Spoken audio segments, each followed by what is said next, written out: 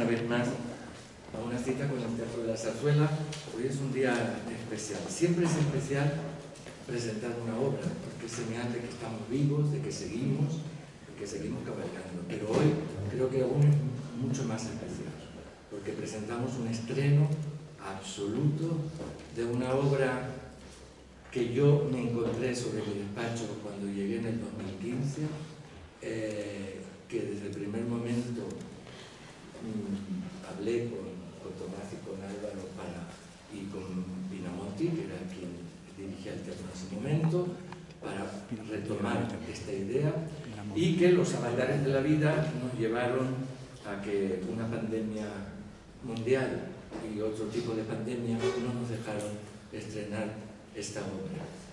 Siempre he tenido en cuenta que era importante estrenarla, que era un encargo que había hecho este teatro, un teatro donde se ha estrenado el 80 y pico, casi 90% de nuestro patrimonio, que además creo firmemente que un teatro no solo es el periodo de un director, sino la suma y la continuidad de todos los periodos, un poco como puede ser una iglesia, que cuando uno va y ve una parte del románico, el gótico, el renacimiento, eso es un teatro, es el recorrido de una historia. Y en esa historia tenía que estar Policías y Ladrones, que es una obra en un tono tragicómico, con un gran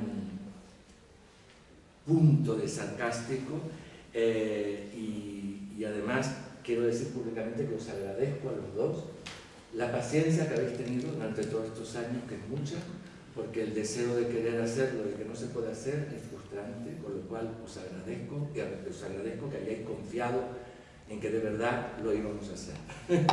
Y lo hemos hecho, y además es una demostración más, junto con un espectáculo de la temporada que viene, que al final todo lo que teníamos, que hemos tenido que aplazar con la pandemia, hemos cumplido y hemos hecho todas las programaciones. Esta es una más.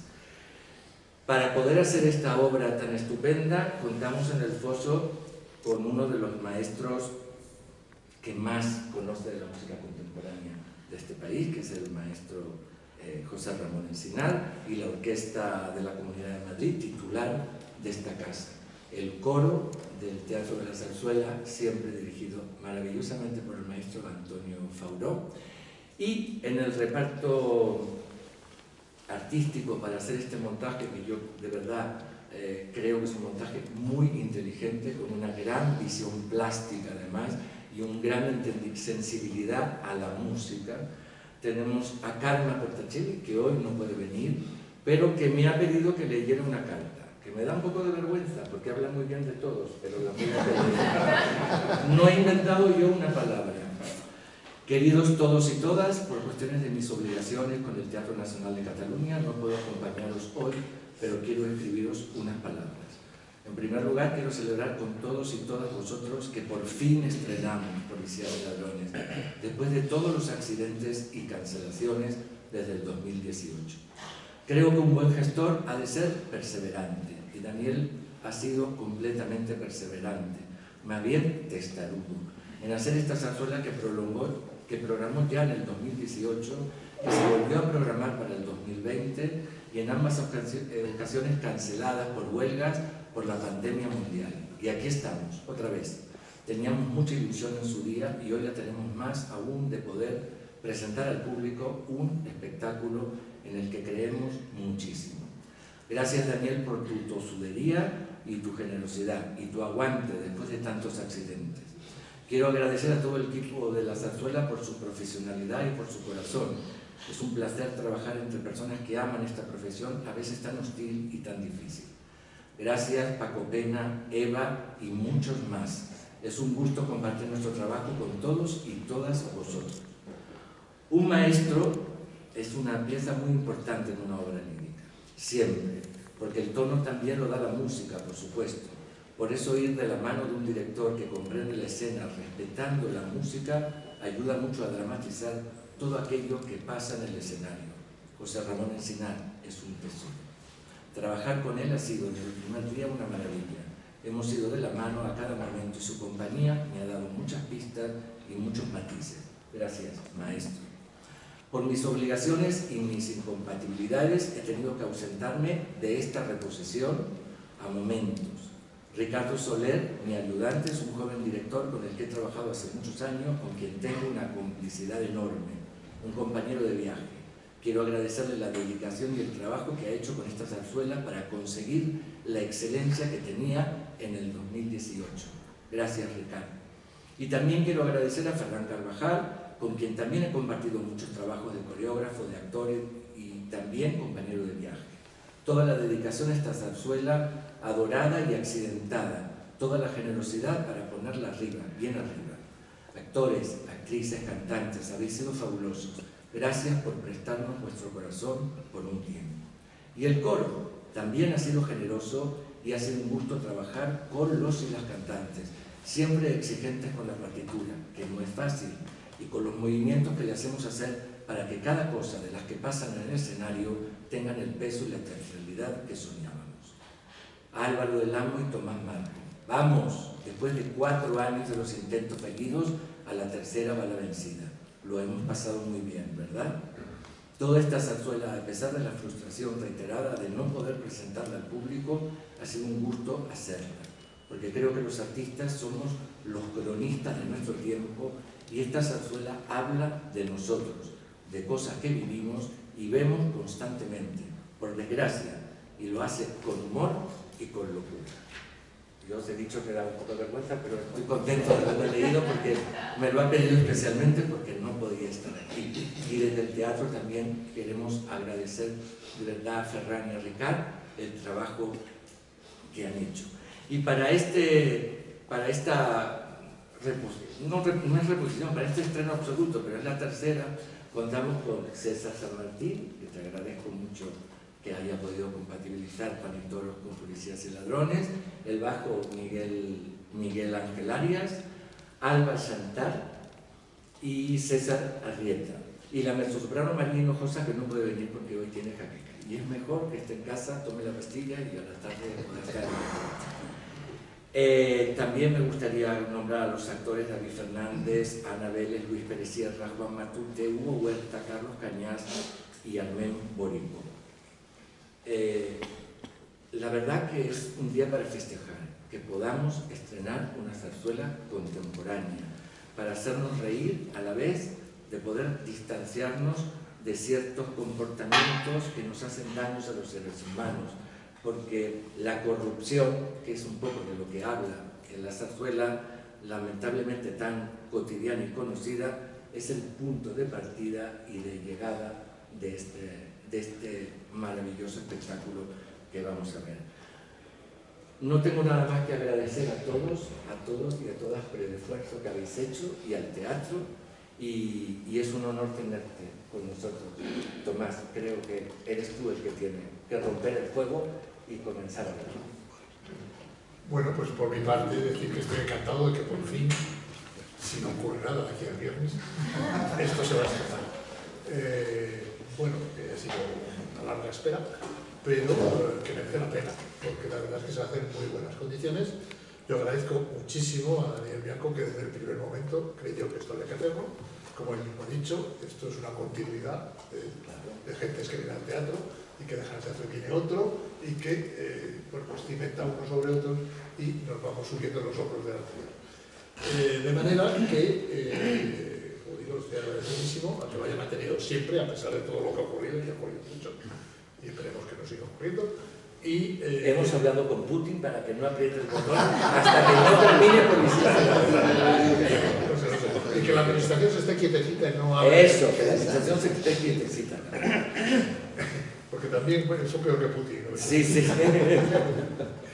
Bueno, yo quería decir simplemente que después de 4 años de haber hecho, bueno, la primera vez que estaba para estrenar, de hecho invitamos a medio Madrid al ensayo general, porque sabíamos que no íbamos a llegar a la función, y hay mucha gente que la conoce.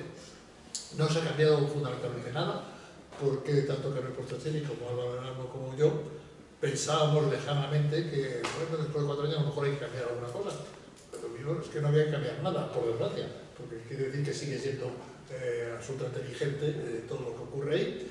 Y también tengo que decir que Carmen Portacelli entendió muy bien de qué iba la obra, que el montaje es excelente, que además, aunque los cantantes del primer reparto eran también los cantantes importantes, tenemos un reparto muy homogéneo, maravilloso, en el cual, aparte de María Caposa, que es casi la estrella, porque fue la primera, es la única que nos queda de México, pues tenemos gente buenísima y gente que he descubierto, porque yo, no, por ejemplo, yo no había visto cantar nunca a Alba Chantal, pero es que no solo es que es fantástica cantando, es que es una actriz como pide, sobre todo para ese papel, no sé en otros, pero en este no, está genial. Como está genial es todo, no hay que decirlo, y por ejemplo, eso se verá pues, en una escena más difícil probablemente de la obra, que es el quinteto, porque además el movimiento que se ha puesto es tremendo, pero entre Ricard y Ferran lo han montado muy bien, ellos lo han entendido bien, y yo creo que el quinteto va a ser muy divertido, pero va a ser que termina la primera parte. Bueno, yo no me quiero extender mucho, pero si acaso si alguien me quiere preguntar cosas, no me lo pregunte, pero diré que estoy encantado de haber hecho esta danzona, que era un reto, evidentemente, creo que el reto está cumplido, y que estoy encantado de que se haga y de que se haga en estas maravillosas condiciones. Así que me callo y después si quieren me preguntan. Gracias, maestro. Muchas gracias. Antes de pasar la palabra al maestro Encinar, he omitido decir que la escenografía, que es maravillosa, de menos en menos, el vestuario es de Antonio Velar y la iluminación es de Pedro Llave. Maestro. Bueno, yo poco tengo que añadir, simplemente que es un placer estar aquí. Lo que sí me gustaría es repetir, porque ya lo he dicho en otra ocasión, que el tino de, a la hora de seleccionar cantantes actores de Daniel ha sido excelente. Verdaderamente tenemos un reparto no solamente en el que cada elemento es, perdón, se llaman elementos, cada elemento es de gran valía, es que es muy homogéneo, realmente muy homogéneo. Con Carla, como ha dicho ella misma, lo estoy entendiendo muy bien desde el principio. Es verdad que conozco bastante la música de Marco, no tanto la de Álvaro del Amo, la obra de Álvaro del Amo, pero yo creo que nos hemos entendido todos muy bien. La obra de Tomás Marco es fruto de su última etapa, que yo creo que tiende puentes hacia un público inteligente, no borrego, pero tiende puentes verdaderamente con respecto a lo que se ha estado haciendo durante muchos años con la dictadura realmente de la escuela de Darmstadt y la consecuencia de la segunda escuela de Viena. Por lo demás, lo que es asombroso, cuando yo también tenía mis dudas sobre si tendría la vigencia de hace 4 años o de hace 5 o 6, que es cuando se escribió la obra, si tendría la vigencia necesaria, porque es una de las cosas que mayor valía en esta partitura, que se trata de una zarzuela y que, como tantas zarzuelas del siglo XIX, está muy sujeta a los hechos del momento y eso constituye una crítica a la actualidad. Y debo decir que fue asombroso el primer repaso de la obra, porque todos los parlamentos, todo absolutamente en el libreto está, yo diría que más vigente que hace 4 años, y hay frases que, como toda farsa, pues son exageradas, por supuesto, pero que tienen absoluta vigencia. Cuando por primera vez volví a oír el Parlamento de la vistosa señorita diciendo todos los políticos, todos evidentemente es exageración, todos los políticos son unos ladrones y la ley castiga al que la defiende, pues caramba, pues es que todos los días estamos viendo, de modo que me parece que es de una vigencia total, y que creo que es una obra muy divertida, verdaderamente muy divertida, pero por el libreto, por la música y por la puesta de Carmen Portacelli. Y debo decir también que efectivamente sus dos colaboradores, Ricard Soler y Ferran Carvajal, son verdaderamente una delicia para trabajar con ellos. Con los tres, pero en este caso, en este tercer intento, el trabajo día a día ha sido más con Ferran y con Ricard que con Karma, por las circunstancias que nos ha contado Daniel y que nos ha contado en diferido Karma. Y ese trabajo ha sido siempre exquisito, de trato con todo el mundo. Y me gustaría también recalcar el trabajo del maestro Fauró con el coro y del propio coro, que a veces se comenta que puede haber ciertas reticencias, porque bueno, pues hay unos convenios, unos contratos que hacen la cosa demasiado burocrática. Y sin embargo, en este caso, yo creo que todos, por la naturaleza de la obra, todos nos lo hemos pasado francamente bien. Nos divertimos y nos divertiremos en cada función. Creo que es la única manera de poder conseguir que el público también se divierta. Si no nos divertimos nosotros, va la cosa. Así es, yo creo que nos divertimos y lo pasamos muy bien, incluso en los ensayos. Muchas gracias, maestro. Álvaro. Bueno, yo no sé qué más puedo decir. Al volver otra vez también a acercarnos a la obra, ahora, vamos, yo naturalmente estaba por sentado que seguro que sí iba a hacer, pero ha sido como un reencuentro con ella, porque digo, bueno, cuando llegue el momento pues ya veré qué es lo que me parece. Entonces yo veo la obra de una manera también, curiosamente también muy actual, y que yo pienso que va a sorprender. Y yo también a veces pensaba de cómo surgió esta idea también por parte del teatro y del entusiasmo de Tomás Marco y el libretista, porque el nacimiento de esta obra también es curiosa, porque parece que es como si de alguna manera, aunque parece que nadie pedía una nueva zarzuela, parece que sí estaba en el aire que se produjera una nueva zarzuela, que es lo que finalmente ha ocurrido. Yo creo que va a sorprender, y yo creo la verdad, digamos, yo no soy particularmente optimista en general, pero yo creo que va a ser un gran éxito. César. Hola, buenos días. Pues a mí me llegó la sorpresa mientras estaba haciendo panetolos, que Dani me dijo: César, Manuel lanza que iba a hacer esto, por circunstancias no va a poder hacerlo y quería saber si tú tenías el momento. Bueno, tuve que cancelar otra cosa y empezar a estudiar esta obra. Allá por 2017, creo que fue, o 16-17, el teatro me encargó que grabara la voz del barítono para que se tuvieran unas referencias a la hora de estudiarla, el elenco que lo iba a hacer. Claro, yo fui a grabar con Roberto, el pianista de aquí, y evidentemente grabar una melodía de un barítono con un acompañamiento de piano, yo tenía, vamos, absolutamente ni idea de lo que iba la obra ni cómo era.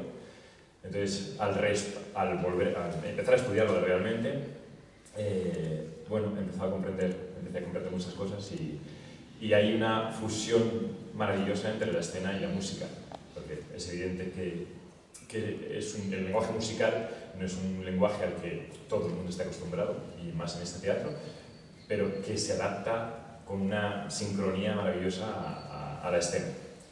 Y pues lo que siempre digo, que es un gusto encontrarse cada vez más a menudo con compañeros que ya has compartido en el escenario. A César no le conocía, pero por el nombre iba a ser una buena persona. Y luego, ya estoy dicho en persona al maestro. El maestro es un pulpo, o sea, es impresionante, ¿verdad? Es impresionante que esté dirigiendo a la orquesta y de repente aparecen manos dando entradas. Y dices, ¿cómo ha podido sacar esa mano? Pues tener a un maestro como él abajo en el foso da una tranquilidad absoluta, de verdad. No tengo nada más que decir. El otro César. Esta de César es una bueno, pues hemos hablado de un montón de cosas que creo que desde el punto de vista del intérprete, pues poco habría que añadir, pero me llama la atención no solamente la comunión que se hace entre música y texto, sino que, por ejemplo, recordando experiencias anteriores, lo que puede ser un desorden, ¿no?, de conversaciones que se solapan en el lenguaje de Rossini, por ejemplo, o en lo que puede ser un Gianni Schicchi, por ejemplo, en Puccini, que pasa esto continuamente, ¿no?, que están hablando unos y otros, y se plantea algo muy parecido, por supuesto con un estilo muy particular, con una música de hoy, pero que no es, aunque nos ha costado hacer que encajen todas estas piezas, es verdad que luego desde fuera el resultado es bastante espectacular. Incluso para nuestra propia sorpresa, bueno, pero no es para la mía, desde luego, porque al principio era como, venga, a cantar la nota, la entrada, y luego cuando lo ves desde fuera ya con una holgura dices, bueno, vaya pedazo de número. Hablo concretamente del quinteto, que ya se ha adelantado, que es la joya de la corona, entre otros muchos números.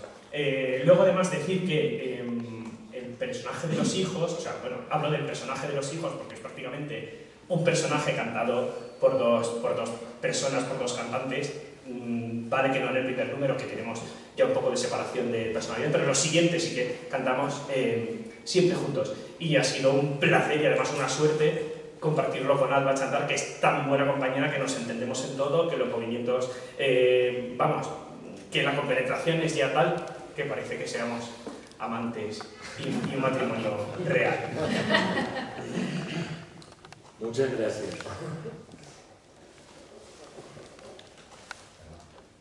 No, habla tú. Hablo yo.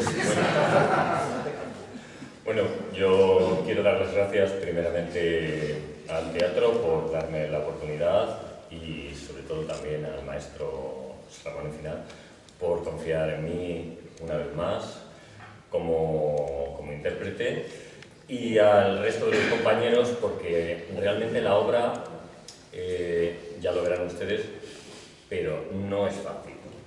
No es fácil. El maestro nos ha dicho en muchas ocasiones, estáis cantando por aproximación.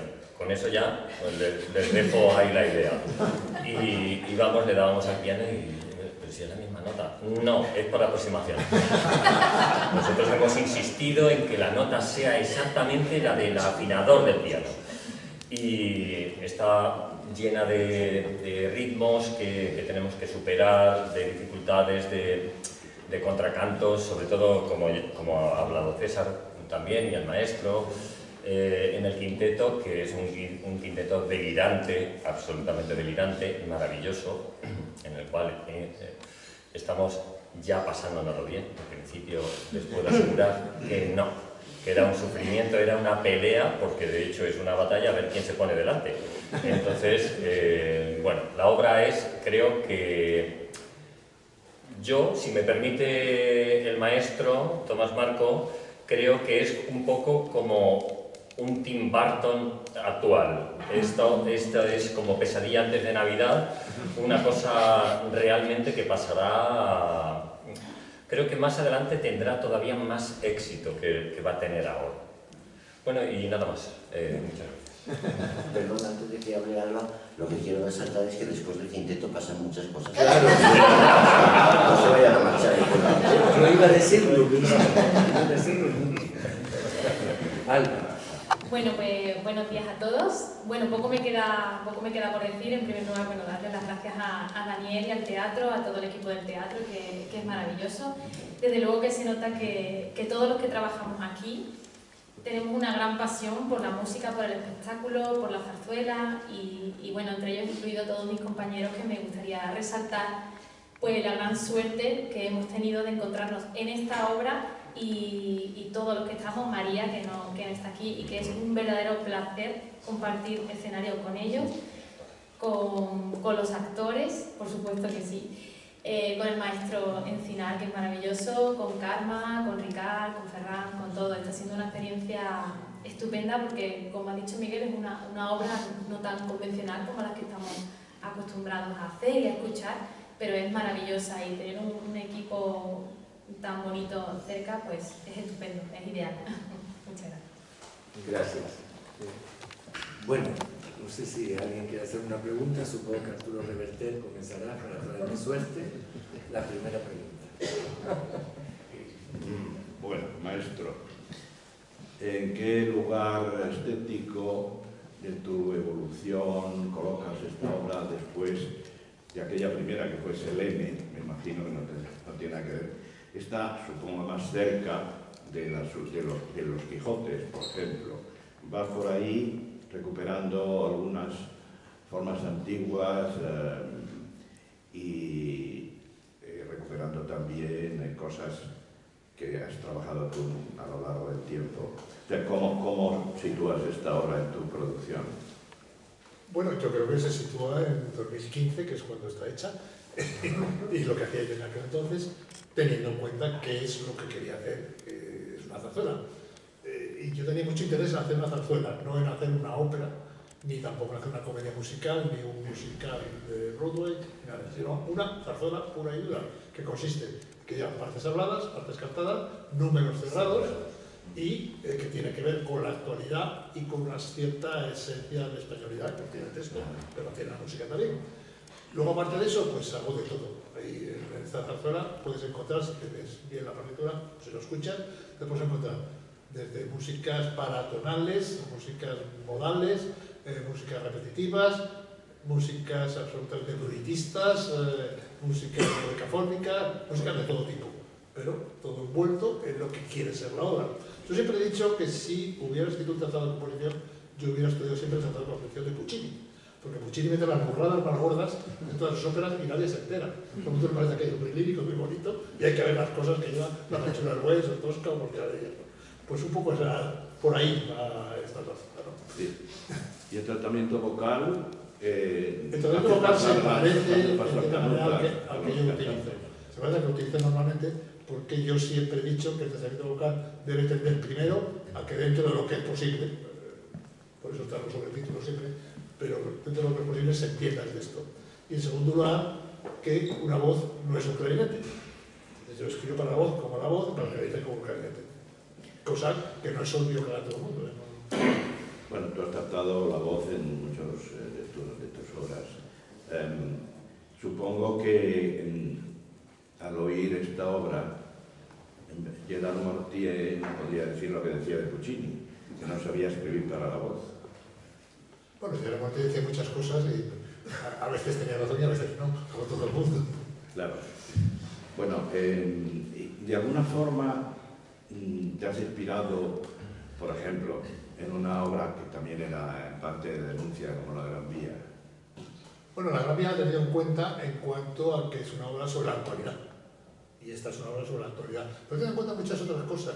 Por ejemplo, yo me he acordado de repente, y hay un giro, hay un guiño, que lo vais a descubrir inmediatamente si queréis, que es hacia la Verbena de la Paloma, que no la cito en absoluto. Pero de repente hay una escena con un chino y la cantante va diciendo un chin, no, desatín, no, así, igual que cantan el Matón de la China, ¿no? Pues, bueno, y luego otras cosas, ¿no? Por ejemplo, el quinteto es lo contrario de los quintetos sextetos de la ópera tradicional, donde la acción se para, y entonces los señores empiezan con la espada así, como Luciano Narbul, y llevan un cuarto de hora cantando cada uno su historia, y todo parado.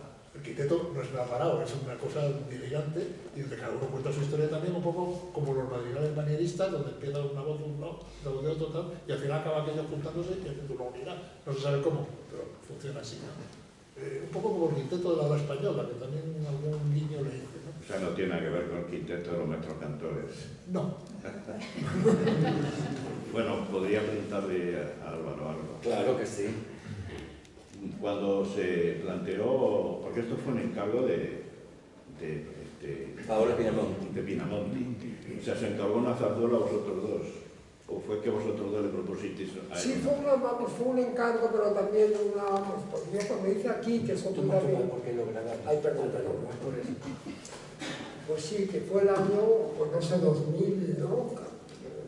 2015, así que vamos, yo hice aquí una dramaturgia, que yo creo que viste que me había encargado Pinamonti, una dramaturgia de varias obras que se llamaban aquí los fundadores, que era una visión, no sé si vosotros lo llegasteis a ver porque estáis en otros lugares, pero que era, yo hice como una dramaturgia de 3 obras, entonces a partir también, digamos, fue una aproximación también, digamos, a la zarzuela y también, vamos, que también yo había seguido la obra de Tomás.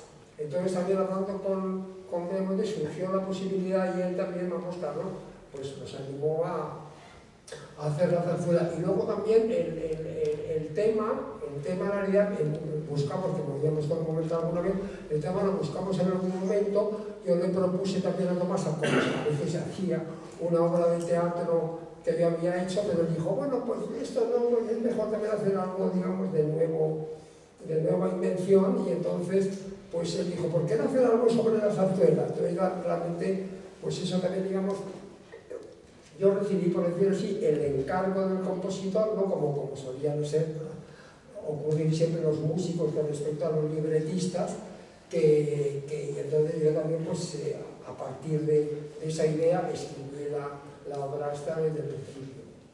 Porque esto yo siempre he pensado, yo también sabéis que he hecho algún guión de cine, he trabajado con distintos directores, y yo siempre pensaba que la relación entre el guionista y el director de cine se parecía al libretista y el compositor.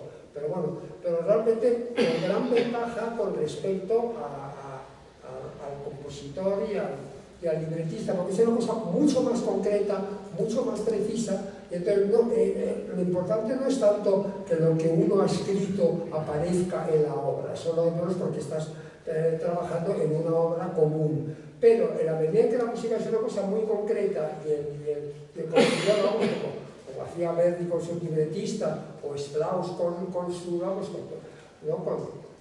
vamos salvando todas las distancias, pues hay una concreción que entonces es el propio compositor el que va dirigiendo y va a decir, mira, pues esto lo vamos a hacer cantado, esto necesito, incluso con detalle, necesito prolongar un poco nada más la escena hablada para que entre la percusión, ¿no? Incluso a estos niveles concretos. Lo que siempre también en eso estábamos de acuerdo, vamos, ya la música Ballero estuvo siempre de acuerdo, es que iba a haber, digamos, comparativamente más música que texto, porque también por la experiencia que decía que tuve de la dramaturgia y de la zarzuela, yo creo que uno de los problemas que tienen muchas de las zarzuelas también, digamos, ¿no? clásicas, es que realmente a veces el libreto es, aparte de mayor calidad, pues sobre todo es enormemente largo y premioso y confuso. Entonces parece que los números musicales emergen de algo como una especie de río continuo muy espeso. Aquí no, aquí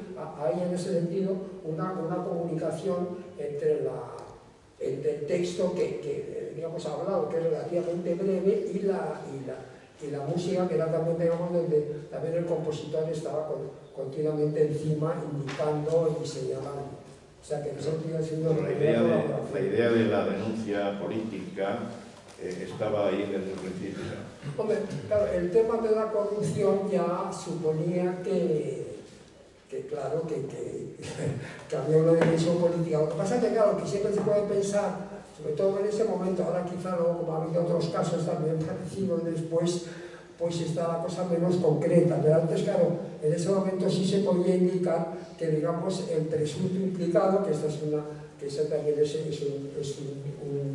un nombre del personaje que, digamos, que fue idea del compositor, el presunto implicado, que era como en ese momento los políticos hablaban, ¿no? de las personas que parece que habían tenido habían sido culpables de corrupción. Pues eso era una cosa que no queríamos que fuera nadie en concreto. La gente podía pensar en este o en el otro o en tal. Entonces, aunque alguien en ese momento pueda pensar que ese señor era fulanito, menganito, o este partido o el otro, ahora yo creo que eso se ha difuminado mucho más y curiosamente se ha ampliado mucho más la perspectiva, incluso también lo que no parecía que había también una gran concreción, ahora resulta que curiosamente determinados textos también son de una curiosa y digamos insólita y sorprendente actualidad.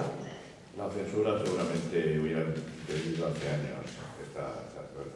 Bueno, la censura en una de esas también zarzuelas que hicimos también de El Diablo y el Poder, que además fíjate, ahora El Diablo y el Poder sería el título de una zarzuela, a lo mejor yo creo que muy actual, ¿no? Pero del Diablo y el Poder, ¿no? Pues el general O'Donnell creo que estaba muy enfadado al respecto y creo que en su momento se llegó a prohibir la zarzuela esta de Barbieri, que fue de las primeras pues en 1850 y algo fue. Bueno, simplemente ya para César San Martín, a ver qué dificultades te plantea la escritura vocal de esta zarzuela, teniendo en cuenta que tú has cantado mucha zarzuela tradicional, ópera tradicional y ópera moderna también. Sí, la dificultad siempre es porque, como he dicho antes, es un lenguaje diferente. Hoy en día, entre comillas, tristemente, siempre se hacen obras de repertorio y siempre se programan obras de repertorio que ya se han hecho muchas veces, se han cantado muchas veces. Entonces, hay dos partes. Una, la dificultad que ello conlleva en el lenguaje musical a la hora de intervalos que uno no está acostumbrado a cantar, cuartas aumentadas, cuando normalmente son cuartas justas o quintas. Entonces, es un lenguaje diferente, pero una vez que el coco entra en ello, una vez que ya entras en eso y el oído empieza a hacerse, no tiene tal dificultad.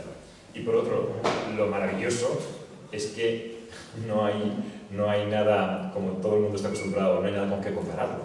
No, porque esta persona es una propuesta nueva y es tu propuesta particular. Entonces, ¿Y en melodía también? Sí. Hay melodía, hay cantabile, sí. hay de todo tipo de melodías. O sea que por supuesto, es audible, escuchable, no es algo molesto en absoluto. Perdón, yo añadiría algo que Tomás me has comentado ahora y que lo has comentado en otro momento con total acierto. Es que, aunque os suene raro, pero habrá gente que sabrá cantar algún pasaje de la obra, absolutamente. El quinteto. No, el quinteto no. Pero el coro de políticos seguro que sí.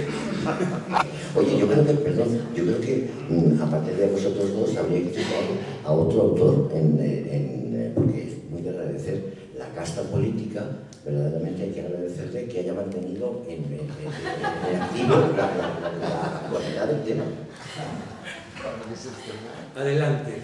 Al hilo de lo que le ha preguntado Arturo a César, sí que me gustaría que me resaltases un poquito. Lamento que no esté Antonio Fauró, porque me gustaría... Que sí está. Antonio, maestro, que no le he visto. Maestro, Fauró. Antonio, que no le he visto. A mí lo que me gustaría sería que me comentase cómo ha sido el trabajo del coro, con un coro de esta casa que está acostumbrado a que el 80-90% de lo que canta es obra de repertorio. Entonces, ¿cómo se ha enfrentado a una obra de nueva creación? Bueno, además no solo es obra de repertorio, hemos inaugurado con la Celestina de Pedriel. Digo el 80-90%. No, pero es que hacemos muchas cosas que no son de repertorio, no creas. Y además el coro de la zarzuela está muy renovado últimamente. Adelante, maestro. Buenos días, gracias por la pregunta.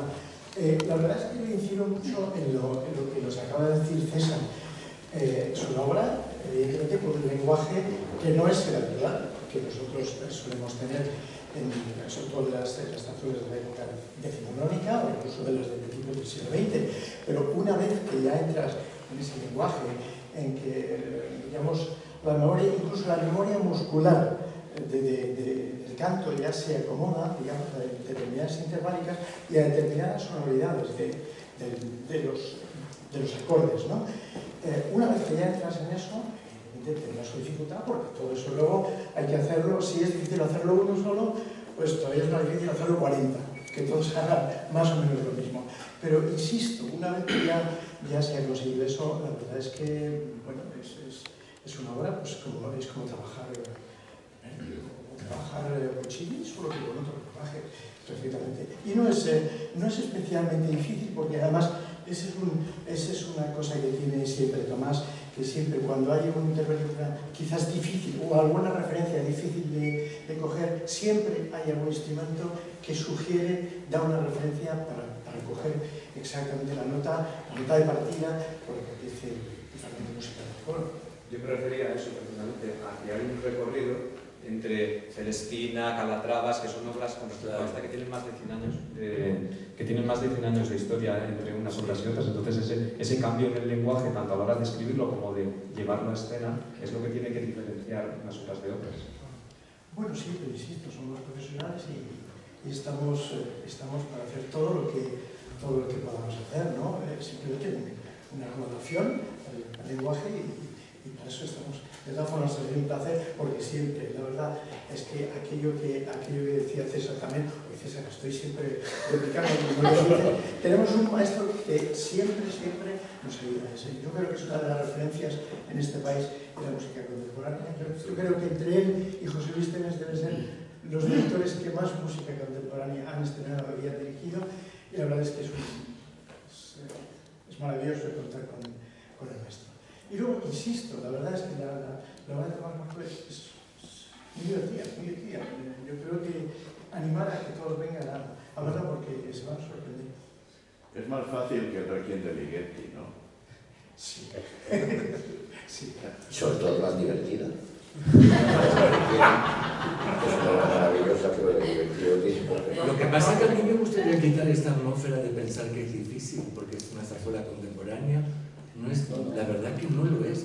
Es que ahora, mientras hablaba el maestro, la otra vez, tu pregunta pensaba, el coro parece que estuviese cantando Vaquero de piel, de siempre. O sea, yo no encuentro que sea especialmente difícil, no sé, vosotros que estáis... Es diferente, es lo que hemos comentado. Bueno, es diferente, no, es una cultura contemporánea. Sí, pero... No es que sea diferente. Vamos al lenguaje musical. Al ser diferente, es simplemente hacer el oído ahí y está, no tiene más. Sí, pero como público, tú como te sientas, no tienes que hacer un esfuerzo para el oído. Eso es lo que quiero explicar. Es que tú te sientas y en cuanto se levanta el telón, tú ya entras y vas en el viaje. No tiene que haber una preparación ni intelectual ni una preparación musical para poder disfrutarla. ¿Estamos de acuerdo? O sea, una vez que entras, se levanta el telón y ya vas en el viaje. Eso es lo que me parece que es el gran acierto y además me parece muy bien, ¿no? Lo que decía el maestro, que es una zarzuela contemporánea con números cerrados, con un balance entre el texto y el texto hablado y la música, y que además es una música, en este caso, muy teatral, porque está muy bien representado, ¿no? Tanto en el foso como en lo que pasa arriba en la escena. Adelante. Hola, buenos días. Precisamente quería preguntar eso, como aficionado a la zarzuela, pero no he entendido como el maestro que hay aquí. ¿El espectador va a ver una comedia, va a haber una historia que está viendo en el día a día que se llama Policías y Ladrones? ¿Quién gana? ¿Quiénes son los policías? ¿Quiénes son los ladrones? Y sobre todo, me imagino que con lo que estáis explicando, muchas ganas de verla, se posiciona el espectador en la parte musical, por supuesto, pero también en la trama, ¿no? Va a haber algo nuevo en el que va a tomar partido a partir de lo que el maestro haya escrito, para un poquito situar al espectador a favor o en contra de esa casta política, del ciudadano. Me imagino que va por ahí, ¿no? La historia. Sí, pero yo creo que la idea de la obra no es tanto que el espectador se posicione respecto a si son malos, buenos o regulares. De todas formas, bueno, disfrutar, por supuesto. Hay un momento en que ellos dicen ¿quién son ellos? Ellos son ellos, ¿no? Ellos somos nosotros. Ellos somos nosotros, ¿no? Entonces, bueno, pues al final no hay ni buenos ni malos. En realidad son todos malos, salvo los pobres hijos, que son los que pasan fatal ahora, menos al principio, cuando llegan de Roma, pero todo el resto lo pasan horriblemente mal. Y yo creo que de lo que se trata es que el espectador vea que es una cosa actual, vea que la música no muerde, porque no muerde, y que si quiere puede disfrutar mucho, se puede divertir y como ha dicho nuestro final, puede salir tarareando cosas. Yo espero que alguien tararee. De hecho, Carmen Potache dice que alguien de su familia que no ha visto la obra, además, que solo se la ha oído cantar a ella, que va a estar cantando por la casa al coro del político, ¿no? Y el final. El final también. Estos chimoches solo pueden cantar. Sí, bueno, sobre eso también se podría decir que, claro, toda zarzuela, toda obra de teatro, digamos, cuenta una historia. Pero otras veces, digamos, más bien es una situación que se prolonga y que se articula a partir de una serie de elementos dramáticos más simples. A mí realmente lo que sí es que esto hay una dimensión de un relato, o sea, es un cuento que arranca digamos, con un cierto efecto, que no sé, alguien a lo mejor llamaría cinematográfico, de que de pronto ya este señor, el presunto implicado, ya resulta que va a la cárcel. Que le meten en la cárcel, y eso también lo cuenta también la música con el estribillo diciendo pero esta noche duerme en su celda.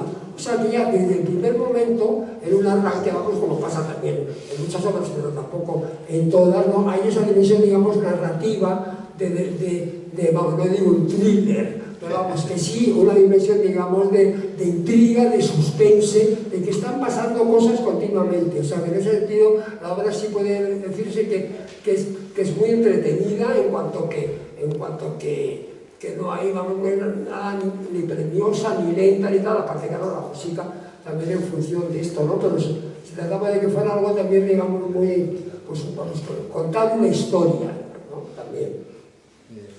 Adelante. Bueno. Precisar sobre el coro. Hay mucha participación del coro, y si el coro es como una especie de protagonista, como pasa en muchas zarzuelas, ¿no? Que cobra mucha entidad. ¿Me pregunta a mí? Sí. El coro tiene mucha presencia, y lo que ocurre es que tiene mucha presencia en toda la obra como un personaje más, salvo, en mi opinión, en una de las escenas en las que se convierte casi en un coro griego que comenta la acción un poco desde fuera, pero por lo demás es un personaje fundamental, un personaje absolutamente policéfalo, porque es una de las dificultades concretas que hemos tenido en esta ocasión, principalmente el maestro Fabro, a quien aprovecho para agradecer sus palabras, que ya sabe que es un aprecio recíproco, porque está muy subdividido, entonces como en el Moisés y Aarón de Schroeder, es un coro, pero que son muchos coros, un coro de policías, coro de presidiarios, coro de las amigas de ella, de la esposa del presunto implicado. Entonces eso ha hecho que en algunas ocasiones canten 7 cantantes solamente, o en fin, se subdivida mucho los 40, que no son tantos elementos en un coro, ¿no? ¿Y cantan con los solistas también? Sí, absolutamente, claro.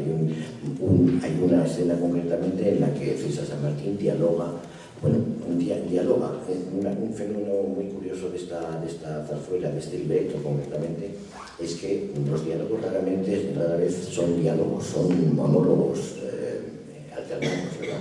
En muchas ocasiones los personajes tienen su propio mundo y escuchamos a uno reflexionando y a otro reflexionando sobre su propia peripecia vital, ¿no?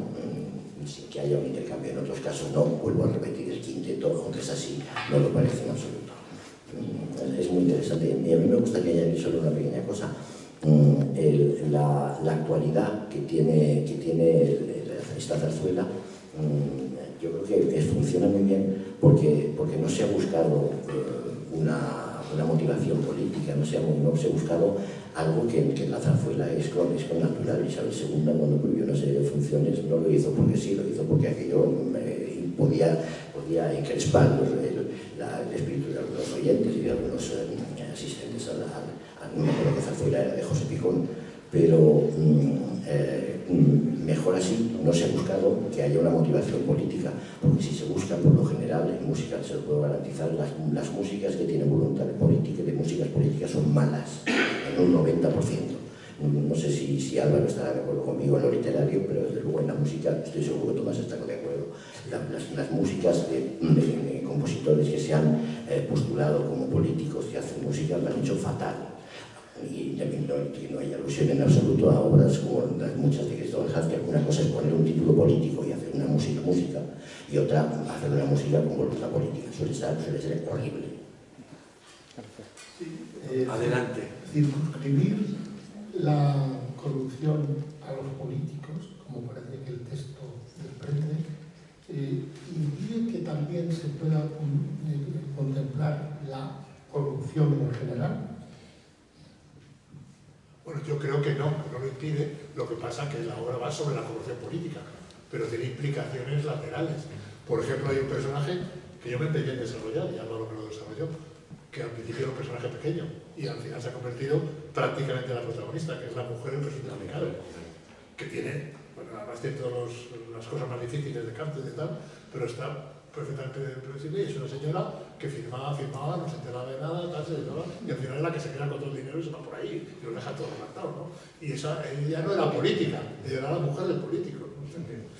De hecho, tanto el policía como el presunto implicado, cuando ya los dos están en la cárcel, se empiezan a hablar entre ellos y dicen que la responsabilidad al final es de la sociedad. Y es culpable la sociedad, o sea que se incide en eso, no es culpable el político, al final somos todos. Adelante. Gracias, Miguel del Pino, Libertad Digital, maestro. Estoy recordando, no conozco la obra en absoluto porque en la primera oportunidad no pude venir a celebrar, pero me está inclinando muchísimo. Recuerdo un famoso filósofo que pudo ver la Gran Vía, creo que difundió por toda Europa, que había visto algo asombroso.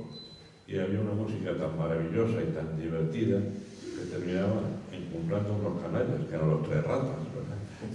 Me pregunto si, dando por supuesto que su música va a ser maravillosa, digamos, los cantantes ahí, pienso si los políticos, aunque no sean concretos, el papel del político en general, para ser tratado de una manera tan bonita y tan divertida, que resulten como los ratas, que resulten divertidos y casi encombrados, o si por el contrario salen hechos unos zorros después de la música. Gracias, maestro. No, los que salen hechos unos zorros son los hijos. Los políticos no salen hechos unos zorros. Bueno, ¿hay una estreta final o no? Al final hay un concertante de todo el mundo, con lo de Tochiboche que hemos dicho antes, que bueno, ya lo verás. ¿Alguna pregunta más? Pues entonces os invitamos a que vengáis, no perdáis